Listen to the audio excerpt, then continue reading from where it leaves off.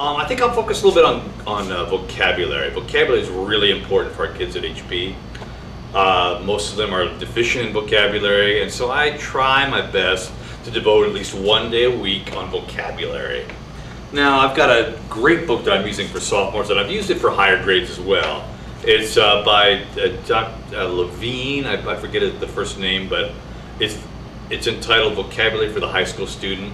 They have a higher level one called Vocabulary for the College-Bound High School Student. I don't use that one. I use the other one. Now, what I'll have to do is create my own little packets out of it. This one is Vocabulary Packet 8. All right. And it's got sections in there. And what's nice about it is it follows our content standards very well by dealing with things like etymology, you know, where the words come from. I've got several sections here on Latin. This one here is about Latin prefixes. So several of the words have things like con, circum, all right, per, ob, okay. Different prefixes, and they give the definitions of these prefixes, and then they give several different words. Circum, circumscribe, circumspect, circumvent, circumnavigate, and they give the examples of how these words are used, which I think is pretty clear. Then they give several different exercises, usually fill in the blanks. And then toward the end of the section, and this is all one packet, of course this has to be Xeroxed, and we need to keep our copy machines in operation, and we seem to have trouble doing that at Huntington Park High School, but that's a whole other side issue there. It's got some exercises on sentence completion, and you got synonym exercises and antonym exercises. This one's really neat, a synonym summary.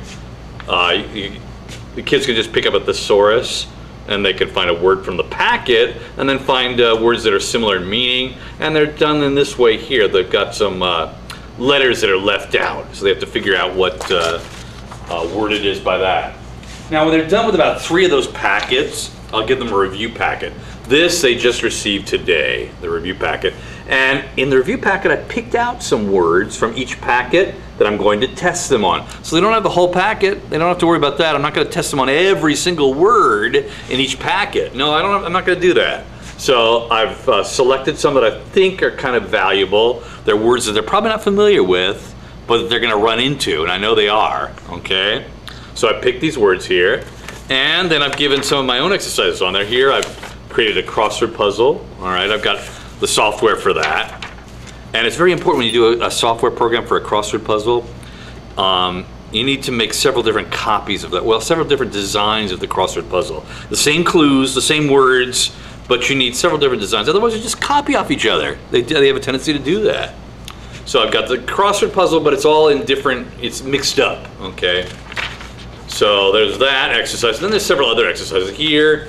After that, I've got where they, an exercise here where it's 3 pages where the kids have to create their own multiple choice questions out of it. I give them 4 possibilities. They pick a possibility, and then they create a multiple choice question. And the trick, of course, is that only one of the words can fit into their blank. If it's ambiguous, if it's just too, if it's the kind of a simple sentence where several different words could fit into it, it's not going to be acceptable. I'm not going to allow them to do that. Then, of course, when they're done with the review packet, they're going to get a quiz, okay? And it'll count as a quiz grade. And sometimes I combine the quiz with other things, like maybe multiple choice questions. There's several pieces of literature, and with the sophomores, right now we're doing Catcher in the Rye. And I've got a lot of multiple choice questions on Catcher in the Rye that are in my computer, and I could pick and choose the word or the questions that I want to use, or revise them and add a few. I'll probably do that as well, because we talk, each class that you have that with, you'll talk about different aspects of the novel, and I want to quiz them on things that they've actually had in class. So I'll pick some questions on Catcher in the Rye, then there'll be some multiple choice questions on the vocabulary, all right, and then maybe some grammatical stuff too, because I do emphasize grammar, and they've got little grammar packets that they need to do. So that's coming up. For the freshmen, I finally found a fairly good book. This one here by a guy named Jerome Shostak, Vocabulary Workshop. I found this to be very useful, all right, and I do use this. It's got the same kind of thing. It's got a bunch of exercises. It's got a list of words, okay. And it's got their definitions and how they're used. Right now they've gone through about 3 of these units, and they're going to be tested pretty soon on that, on those 3 units. As far as literature goes, I mentioned already for the sophomores, they've got Catcher in the Rye. For my freshmen right now, and I found this to be pretty successful, but of course I have to make copies because we don't have it in the book room, so I got to use that Xerox machine. But here, this is the Wide Window, Lemony Snicket. All right, some people may have already heard of this. I found it to be very successful. All right, I like using this thing. It's written at about their level. I think it's probably about a junior high level book. For the 9th graders, that's fine. You know, that's challenging enough. But it's interesting and it's weird, and it's got some good vocabulary. Not only that, but they've got some interesting vocabulary in there. Lemony Snicket will introduce the vocabulary. They'll say, "Oh, and this word means," which is pretty helpful. Not only that, but one thing I like about this particular one in the series is that there's a lady named Aunt Josephine, and her greatest joy in life is grammar, all right? And she's constantly correcting people on their grammar, okay? Not only that, but grammatical corrections are a part of the plot line in the story, which is great, okay? So there's that. And then I'll write my own review questions. These are review questions for chapters 4 through 7 of the Lemony Snicket's book, all right? And when I write my own review questions, I know what I'm targeting. I'll target a lot of stuff that I've gone over, and you know, a lot of the things that are in California state standards. You know, figures of speech, some deducing, some the shades of meaning in words. And the most important thing is really when the kids put things together, okay? Because they're so used to just simply mindlessly copying. They love doing that. So I want to get them as far away from that as possible. So I'll ask them questions that are not simply, you know, you can't just simply find an answer word verbatim that's in the book. They've got to do a little bit of thinking with it. They've got to put it together, okay? They've got to see the implications of things and you know, some of the nuances of words. They need to figure those things out. I think that's kind of important. All right, so that about covers it. I'll probably have a few other insights a little bit later on. One other thing that I neglected to mention, however, is that as review, what I'll do often is I use the overhead. Now here you'll probably see that I've got several words. They've got a choice of 5 different words. These are vocabulary words that can be tested on here. All right, so 5 different words here, and then I'll have the kids come up here and they'll choose a word. All right, I'll give them a clue, usually the same kind of a clue. There'll be like a sentence where you've got a blank in the sentence, and then I'll say, all right, pick one. And then they'll come up and they'll, you know, make their stab at it. And if they get it right, then they get 4 points on a card here. I'll use these, what I call participation cards, and I'll give them a score out of 4. So if they get it right the first time, then they get 4 points. If it takes them twice, then they might get 3. Or, you know, it goes down from there, all right? So I'll use this also with grammatical exercises too. After I've gone through a grammatical point, I'll have some exercises on the overhead, like some of these here. Let me find some.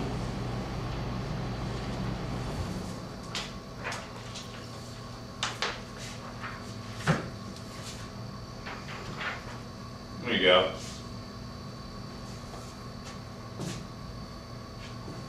Nobody in this large group of men fears grizzly bears. All right, fears. Nobody is the subject. Nobody is singular. It doesn't matter what's in the prepositional phrase. So you got to use nobody fears. So it's an example of some grammatical exercises that I'll have on the overhead. And it's the same thing. They'll come up and they'll answer a question, and I'll give them a score on their card out of 1 to 4. If they get it right the first time, 4. Second time, 3 points, and so on.